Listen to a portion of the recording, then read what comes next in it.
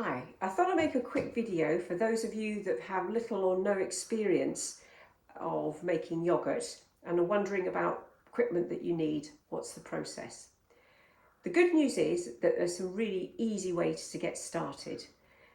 One of the best and cheapest methods is actually using a slow cooker, something that either you or a friend might have stuffed in the back of a cupboard, the sort of thing you make casseroles in. I have a particularly big one and it's about 6 litres. On its own, you cannot make it work for yoghurt, it's just too hot. But if you add what's called a digital temperature controller, you plug this into the wall, plug your slow cooker into the controller, and you put the end, the little temperature sensor, into the water that's surrounding the yoghurt pots. You can set this to whatever temperature the bacteria needs. So with Reuteri, it's going to be about 37 degrees. And you can set it to switch off when it reaches 38 degrees. It's extremely accurate. It does have a timer, but I've never worked out how to use that. So this is about £15 from Amazon and very easy to set up. The one thing you must bear in mind if you choose to use a slow cooker is that it can get hotter on the bottom than above. So it's very important that you make sure your jars are not touching the ceramic base. Sit them on either wooden skewers, chopsticks, or just cobble something together, some sort of plastic mat or a tea towel even folded in the bottom of the water bath, just to keep that glass off the ceramic top there, base. The other thing to bear in mind is that this will sense when the water gets to 38 degrees and switch off. But the slow cooker contains a lot of residual heat in the bottom, and it's going to keep pushing that heat up into the water, so much so that water could get to 42, 43. So before you put all your lovely expensive ingredients and probiotics into the setup, do a test run. Fill everything with water, set it all up and see what happens. If yours goes too high, you know that you have to reset this down. You might have to say to it, switch off at 32, 34 degrees, something like that, because that heat is going to keep on coming up through. If you bear those things in mind, you've got a perfectly usable piece of kit to get you started. I splashed out in a hurry, as I do, very impulsive. I bought a lovely yoghurt maker from Lavelli, which is beautiful. It's very easy to use, it has a timer, simple switch, lovely ceramic pots, which look lovely in the fridge, and it actually looks quite pretty on the worktop. The only thing is, I found that as I got more and more demand for these yoghurts, the capacity was too small. Plus I was making lots of different types of yoghurt, and I wanted to be able to do this all at the same time, rather than one batch after another. So I invested in what's called a sous vide machine. And these are used by professional chefs for very accurately controlled cooking temperatures in water baths. And it's effectively a stainless steel tube with a heating element and a little propeller in the bottom. When you put that down into a water bath, the propeller stirs the water around, keeping the whole container equally warm. You set the temperature at the top here and how long you like it to go for. Often it's 24, sometimes even 36 hours.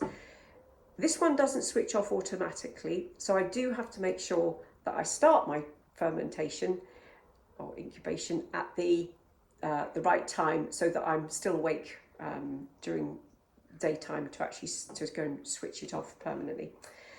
So that clicks on to either a stock pot, and the thing you have to bear in mind, if you're putting it into a stock pot, the minimum temp line for the water has to be quite near the bottom of the stock pot.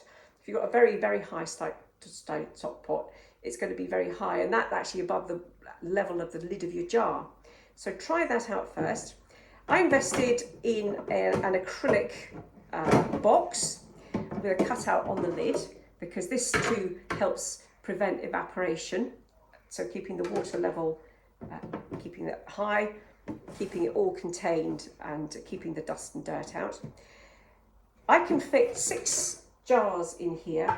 These are 500 ml Kilner jars, and I changed the lids to plastic ones because I was having a problem with rusty metal lids, and they get very easily damaged, and you quite often end up with rust around the edge here. I've even had little spots of rust in the yoghurt, which is not great. So wide-necked Kilner jars, lovely and easy to clean because they're straight sides. I can just go in with my spatula, clean them easily as well. So they're definitely worth getting.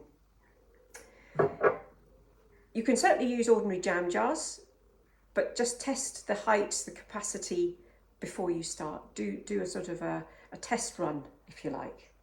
Other things that are really important are the sterilisation or cleaning of the equipment before you start. You could sterilise jars in the microwave or the oven, just as you would if you were jam making.